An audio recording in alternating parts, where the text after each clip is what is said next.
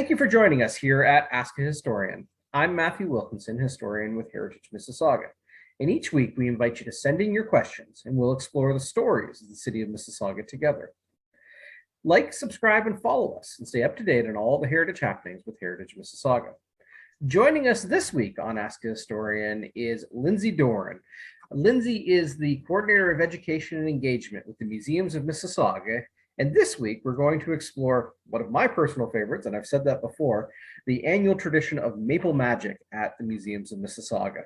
It's right upon us. It's coming up quickly here, 2 weekends in March. And Lindsay, I'm first of all, I'm thrilled to see it come back. I know the last couple of years have posed some challenges, not only for this, but for every sense of programming that we do. But I know for this is the one I look forward to, and a few twists this year. So thank you for joining us and for exploring maple magic with us. Yes, I am so happy to once again be here with you and to be talking about maple again and to be able to run an event this year a little bit closer to what we used to do, a little bit closer to our normal style of events, and welcome people back to the Bradley Museum to learn all about that sweet, delicious maple syrup. So I haven't been down to the site, but I'm assuming the trees are tapped and the maple feels in the air. I'm guessing the plaid jackets are coming out. Buffalo plaid is making an appearance again. Yes, trees are tapped. Actually, it's a pretty good week. The sap is just starting to run this week. We're getting those warmer days, which are essential to the sap running. So yeah, starting to look a lot like maple down here at the museum. I love that sound. Better than look a lot like Christmas. I think we should have a song about look a lot like maple. It's a little different this year from previous years, and it's been a while since we've had a normal event with what we've dealt with the last couple of years. But can you kind of highlight what the program is this year and what people can expect coming down from Maple Magic? Yeah, for sure. So this year, Maple Magic is on the weekends of March break. So the 12th and 13th and the 19th and 20th. And it is 12 to 4 p.m., which is our standard time. And when you come on site, you will get a chance to take a tour of our sap line to learn all about the process of making maple syrup.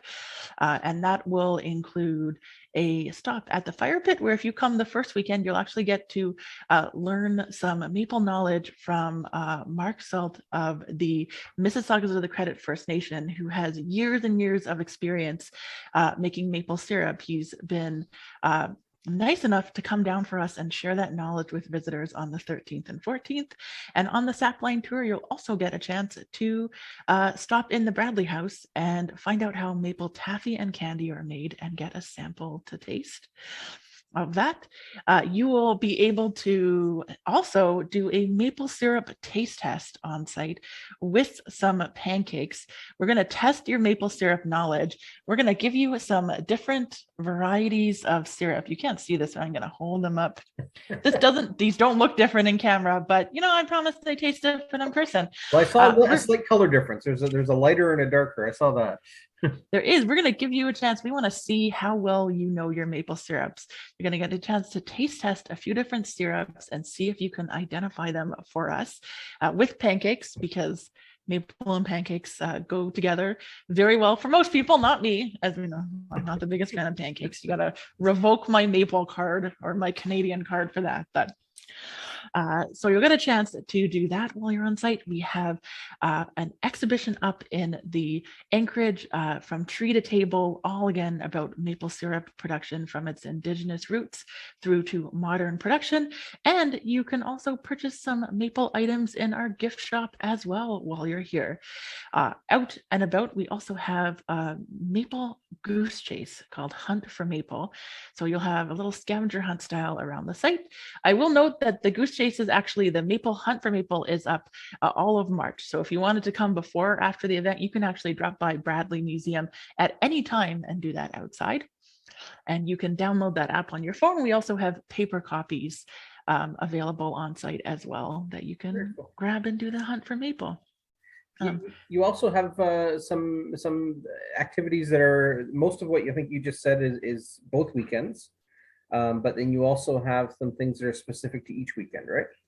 We do. So we have some special shows that are taking place on the weekend. So the first weekend, on the Saturday and Sunday, we have a wonderful puppet show called Bois, presented by the Crane Theatre Company. It is an amazing show. And if you jump onto our website, you can actually see a preview of it involving some lovely wooden driftwood that kind of comes to life in the show. And we'll share the website link here. Yes. So they'll be doing 2 shows on Saturday and Sunday at 1 and 3 p.m. So you can come on site and get access to that. Those will be first come, first serve for those seats for that. But we'll have staff on site who will direct you and tell you exactly how to get into those shows. And then on the second weekend, the 19th and the 20th, we will have special Birds of Prey show with the Raptor Conservancy. They are bringing down some of their live birds. Usually they have an owl and a hawk of some sort. Sometimes they even bring their wonderful eagle, who is absolutely amazing to see in person. And they will be sharing knowledge about local birds of prey. Again, doing 2 shows on the Saturday and the Sunday of the second weekend. As well, if you come by on the second weekend, you'll get a chance to participate in the log cabin in our Enchanted Garden craft room, where you get a chance to put together a neon garden that glows in the dark. So lots of fun activities, no matter what weekend you come on. I'm looking forward to the maple tasting. That's probably my highlight. But is what people always come on site. That's the one thing they want to do. They want to taste maple syrup. So you will actually, in this case, you will get a chance to taste 4 different types of syrup. Well, I should say types. You'll get a chance to 3 varieties of maple syrup and 1 non-maple syrup. For those who have a little bit of an adventurous palate, you'll get a chance to test birch syrup, which is a very interesting experience. I would like to that one. I'm interested in that. That'd be fascinating. Yeah, you know what? We talked mainly about maple syrup, but let me tell you about birch syrup for just a minute, because it is, believe it or not, even harder to make than maple syrup, whereas it usually takes for maple syrup about 40 liters of sap to make 1 liter of syrup, because maple sap is quite sweet. Birch sap is not as sweet, and it takes about 80 liters of birch sap to make 1 liter of birch syrup. So it is a lot more work, a lot more expensive than maple syrup, like quite a bit. And I guess fun maple fact here, every tree produces a syrup which has an entirely different taste. Their sap creates an entirely different taste. So that's one of the reasons why we're including birch syrup in our maple taste test, is because it is completely different than any other syrup you've had before. I'm looking forward to that. That's not one I've had before, so fascinating. You've also, you mentioned the gift shop, and just want to highlight that too. People looking to buy maple products, you've got a wide range of things available. Yes, we have products in our gift shop this year from Bois, who are a Ontario maple syrup producer. We will have maple syrup, 2 varieties, amber and dark syrup, so a lighter syrup and a lovely dark robust syrup. We will have maple cookies. We'll have everyone's favorite maple candies. We have maple lollipops, and also they make some wonderful flavored syrups. So a strawberry maple syrup, a blueberry maple syrup, an apple cinnamon maple syrup. Wow. Very delicious. And then some maple mustards and salad dressings, and a apricot maple jelly, which I will put 100% my endorsement behind. It is one of the most delicious things that I have ever tasted. So any product to suit maple savory or sweet, we'll have a variety for you to pick up. And if you're looking for inspiration, we'll also be selling the Ontario Maple Producers Maple Syrup Cookbook, which is full of maple recipes for you to try at home. Interesting. All of that sounds amazing. And again, I'm a maple fan, so you don't have to sell me hard on it. But I'm looking forward to some of those flavored syrups too. That's a neat way to expand the repertoire, if you will. I also love, I sound like I'm just promoting eating only maple syrup. I have also tried the flavored syrups, and I also quite enjoy those. It's something a little bit different, but very delicious. Well, maybe we discussed a couple of other things to talk about outside of maple and kind of whet people's appetite a bit. Maybe this is a good leeway to one of them where how do you substitute maple sugar, maple syrup into your cooking in replacement of sugar? You mentioned this cookbook. I'm sure this is going to be a fascinating way to explore that. But what are some of the ways that you can use maple syrup in your cooking? This is actually a question sometimes people ask when cooking, is if you want to use maple syrup in place of other sugars in your cooking, how do you do it? And it's actually quite easy to do. Now, nowadays, when you go to the grocery store, you can actually buy maple sugar. It's a lot easier to find than it used to be. I found it at No Frills, Loblaws, Metro. On the shelf. And if you're using a maple sugar product, you can just use it exactly as you would use your white sugar or your brown sugar that we're using. It's a one-to-one substitution, we would say. For maple syrup, if you wanted to use, let's say, your recipe called for a cup of white sugar and you wanted to use maple syrup instead, you would use a cup of maple syrup, but what you would do is any liquid you were putting in, so let's say you had to add milk or something like that, you would remove 3 tablespoons of that liquid from your recipe, because when you're adding liquid maple syrup, you're adding a little bit more moisture to it. So you're kind of doing a balance there. You're removing some of the wet stuff. Now, the other thing, and this kind of sounds random, is that if you're using maple syrup in place of a sugar in your recipe, and it does not include something that is a little more on the acidic side, like milk in it, then you also need to add about a teaspoon of baking soda to your recipe as well, because baking is chemistry. And so the sugar is actually reacting with items in your baking to actually help create air, make things rise. So you need to, when you're using maple syrup, it behaves a little bit differently. So we add that baking soda to kind of equalize the chemistry in it. One thing I will say that's amazing about the Maple Cookbook is it actually has a full page all about how to substitute maple syrup in for different baking things in your recipes. That sounds deliciously awesome. It is delicious. The only other thing I've noticed is that you do, when you're using maple syrup in baking, you do lose the taste of maple syrup quite a bit. So if you are adding it in because you want a maple flavor, you need to use a nice dark maple syrup to get that best flavor. They get like the really dark roast or dark robust syrup. It's actually, well, there's actually 4 kind of grades. I'd say they're not grades anymore, but there's 4 types of maple syrup you can purchase in the Canadian market. And they're kind of based on the color of it. So there is the lighter syrup, the amber syrup, which is usually used for using on pancakes. Then there's dark robust, which you can also purchase pretty easily at grocery stores. That's what we're wanting to use for baking. You can see, and again, I don't know if you can see, this is the difference kind of between amber and the dark there. This would be my amber, this would be my dark. And then there's a very, very dark flavor that is essentially used for commercial baking and commercial products. And the difference that comes from basically how long it takes to boil the sap to turn it into maple syrup. The more sugar in the sap, the shorter the boil time, the lighter the color and the flavor. The less sugar, the longer the boil time, the darker the color and the flavor. Interesting. I think I remember from a previous year's conversation we had, it was also kind of the early season stuff tends to be amber, and then as later in the season it tends to dark because you have to refine it more. Or is that? Yeah, because trees, remember what the sap, which we use to make maple syrup, is doing is it's the food that the tree is using to grow its leaves in the spring. So at the beginning, when the sap starts flowing, the leaves are just starting the growing process. So it's very, very sweet because it has its full reserve of the sweet sap that the tree has created the summer before. It's setting it up to get those leaves started. As the season goes on, those leaves have already started budding. They've kind of taken the energy that they need. So the sap that the tree has is not as sweet anymore. It right. has less of its reserve of that sugar, and it's less needed.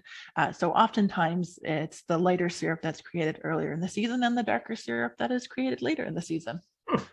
This is I could talk to this all the time. It's fascinating. You mentioned you were going to talk about something about sugar loaves and how they were prepared by early settlers and how maple sugar was used by early settlers. But my first question is, what is a sugar loaf? That is a good question. So nowadays, when we buy sugar, we are used to essentially sugar granules, loose sugar. You can see. Yep. This is loose maple sugar here. When we buy white sugar, brown sugar, it is granules. That's what we're coming. But that is actually a fairly new way to purchase and store sugar. For many, many years, when sugar was made, it was made into loaves. When you went to purchase it, you purchased a solid piece of loaf sugar. And this is true for maple sugar, but also white sugar. So for example, this is a white sugar cone. It's very solid. Okay. When you went to buy white sugar, you would get a piece of that off, and then you would take your solid piece of sugar and you would grind it down to whatever consistency you wanted. And the same is for maple sugar. This is a maple sugar loaf. Okay. You can see it's a fancy shape because it was made in a fancy mold to make it look pretty. So loaf sugar is actually what the First Nations communities and the early settlers did with their maple syrup production. They did not keep liquid maple syrup on hand, and that is purely for practical reasons. First of all, it was a lot harder to store liquid maple syrup.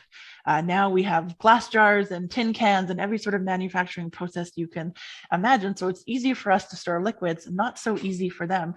But also, maple syrup in its liquid form has water in it still, so it will go bad unless it's properly kept. It needs to be sealed in a jar, and once you open it, you need to refrigerate it or else mold will grow. And trust me, as a person who has display maple syrup out, I have pulled every type of mold off of maple syrup when it has not been refrigerated. I didn't bring it out. I could hold up a jar of moldy maple syrup to you right now, quite frankly. So I promise you, it will go bad. You also actually run the risk of leaving the liquid in maple syrup. If it's not quite the right amount of sugar to water, it will actually ferment into alcohol, which maybe is a good thing. Maybe you want maple flavored alcohol, but for the most part, we generally don't want our maple syrup to ferment. So storing it as liquid was not really practical or feasible. Instead, by turning it into a solid loaf, it was easier to store. It will not go bad. This has sat out for, I made this last year. It has sat in a container in the cupboard for a whole year. It is perfectly good. There is no mold. There is nothing wrong that I could eat this. And this honestly will last forever. Unless it gets eaten by pests or it gets like flooded out with water, this will not go bad because we have removed all the water. We've just left the sugar. And so that was the benefit, easier to store and easier to use. So they made their loaf sugar, and then whenever they needed to use maple sugar for anything, in baking or cooking, to put in tea, to put on bread or oatmeal, you would just break off the solid piece that you would needed, and then you would grind it down the consistency you wanted. So you could use something like a grind, like something we would use for spices nowadays to grind it down, or you could use your mortar and pestle. And you also then have the benefit of being able to make it exactly what consistency you need. If you needed large chunks, if you needed smaller pieces, if you needed like a really fine powdered sugar, you could do that. Now, the other benefit of doing loaves is that it's much more pest resistant.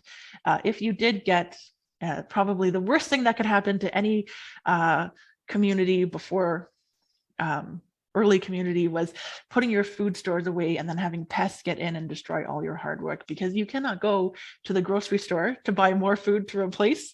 This is a time when people are growing and providing all of their own food. So when that food gets destroyed by pests, you don't have a lot of other options. Right. When you have your sugar stored in solid pieces like this, if a pest gets into it, they're likely only to really affect the outer layer. So you can scrape away that layer that's been eaten by bugs. You can scrape away that layer that might have gotten some effects by moisture, either mold or gotten wet and soggy, and you still have the good stuff left underneath. So while we typically think of like brown sugar and maple syrup, this is what they're making. And this one is kind of medium fancy. It's been made of that. A lot of times it was also made just into like, think similar to how we have sticks of butter, like solid, like loaves of sugar like that. But you could also get extra fancy, and you could use fancy wooden molds. And I have one here that's a little bit older. Don't know if you can tell what it is. If you look on this side, this is the head here, and this is the tail. So this is a wooden sugar mold that you would use to make a very large beaver-shaped piece of sugar, which would probably be more of like a showpiece for a table. And it's actually really quite easy to make the maple loaf sugar. And you're just going to take your maple syrup or maple sap, and you're going to boil it past the syrup till basically all or most of the water has evaporated. If we were making candy at home, if you make candy, it would be what we would call the hardball stage. So it's something like, I should say it in Celsius, but I'm afraid I only know it in Fahrenheit. It's around 260 degrees Fahrenheit, I believe. But don't quote me on that. I might be wrong. Please, bakers and candy makers out there who are shaking their heads and saying, actually, it is this temperature. I'm sorry, I cannot remember the exact one.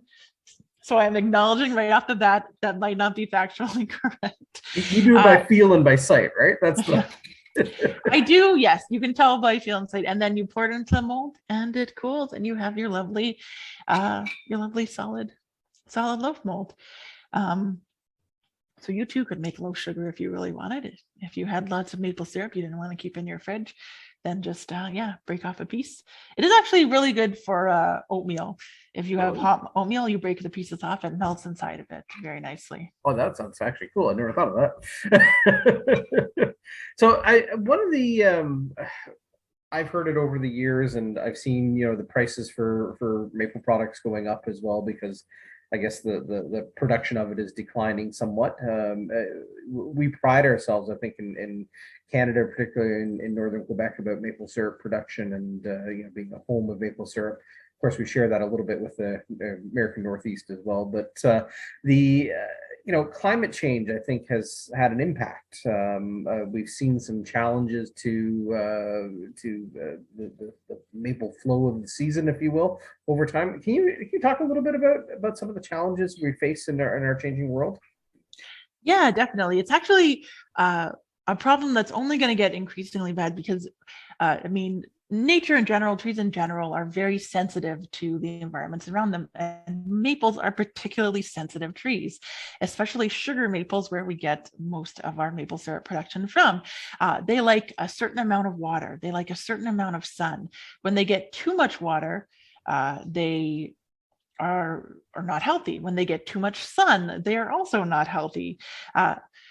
So that's one larger thing. With climate change coming in, we're seeing vast differences between the amount of rain we get, the amount of sun we get in summers, and those kind of shifts from one extreme to the other can lead to maple trees that are not healthy. And if a maple tree is not healthy, we cannot tap it to collect sap because we will end up killing it. But also, if we do, we don't get a lot of sap. And then we also have an issue of that in order for the sap to flow and be collected in relatively large amounts to the amounts we kind of need, is very dependent on the weather system and the spring coming in a kind of very set way. We need our nights to go below zero and our days to come up above zero. And we really want a good solid run in February or March where all of the days and nights are like that, because that is when the sap flows. So when we have these situations now where we will have hard freezes, and then it will be warm for 2 days, then it will go back to hard freeze, like below 10, back and forth. It means there's very inconsistent sap production. The trees also, I would say, they start to get a little confused. They don't know when they should start growing their leaves because they think they're ready, then it's not. So that's been an issue. But I want to say one of the bigger issues, especially for us at the museum, and we're just doing trees for demonstration, we're not really producing syrup here, is an increase in large-scale pest infestations, especially with invasive species. Okay. If you live in Mississauga, you probably remember the last few years. First, we had in certain areas, especially in the Clarkson area, we had an issue with cankerworms. which defoliated and ate the foliage on a lot of trees. And then just this past year, increased year, we had a major gypsy moth infestation.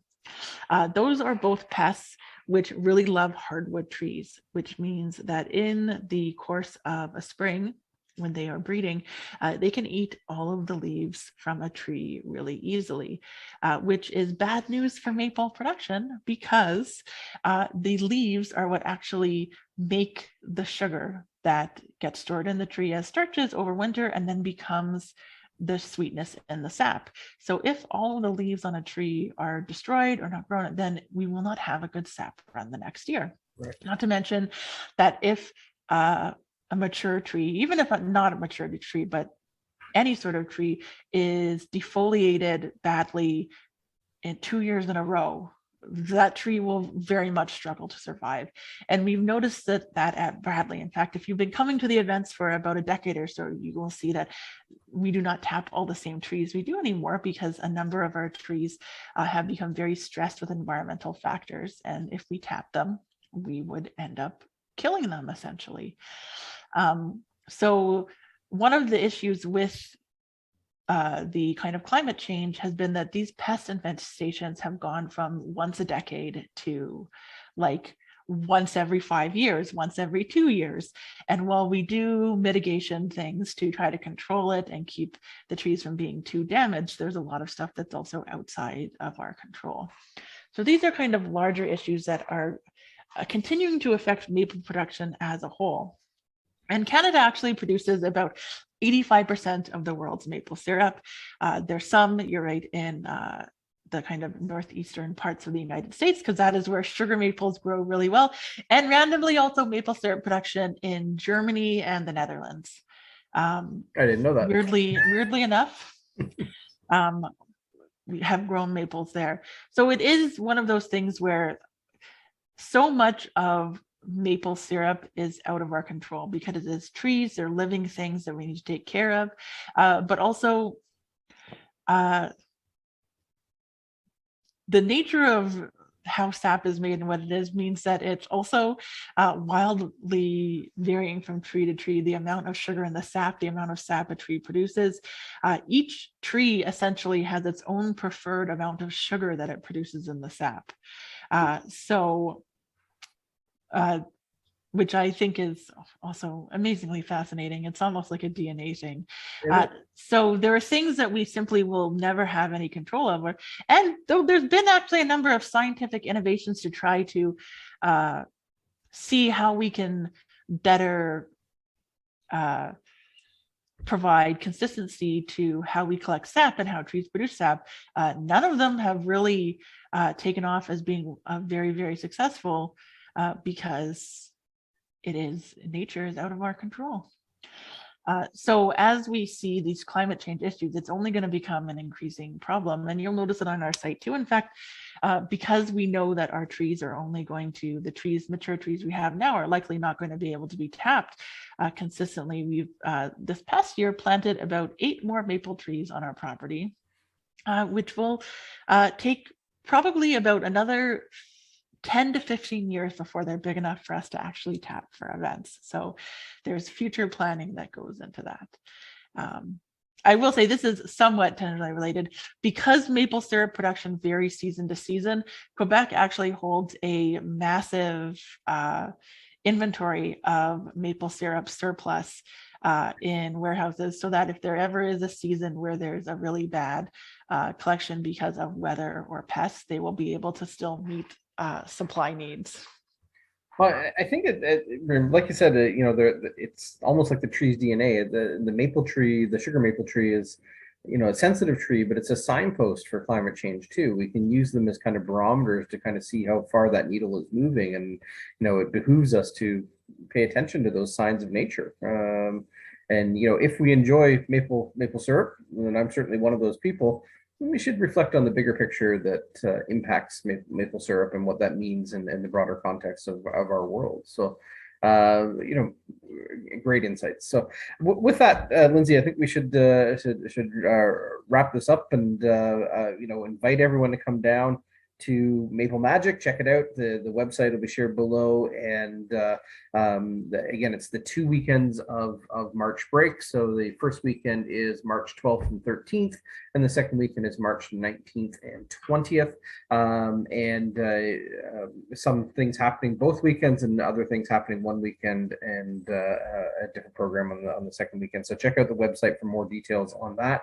And enjoy your learning about maple syrup, but tasting the maple syrup too. And with that, thank you, Lindsay, very much for joining us. Always a pleasure. Wonderful. Thank you for spending some time with us here at Ask a Historian. Remember to send in your questions each and every week, and we'll explore different stories around the city of Mississauga's history. And thank you again to Lindsay Doren from Museums of Mississauga for sharing information, the stories around maple sugar, maple syrup, and the Maple Magic event, an annual tradition at the Bradley Museum. And again, like, subscribe, and follow us, and stay up to date on all the heritage happenings with Heritage Mississauga. And thank you once again for spending some time with us here at Ask a Historian.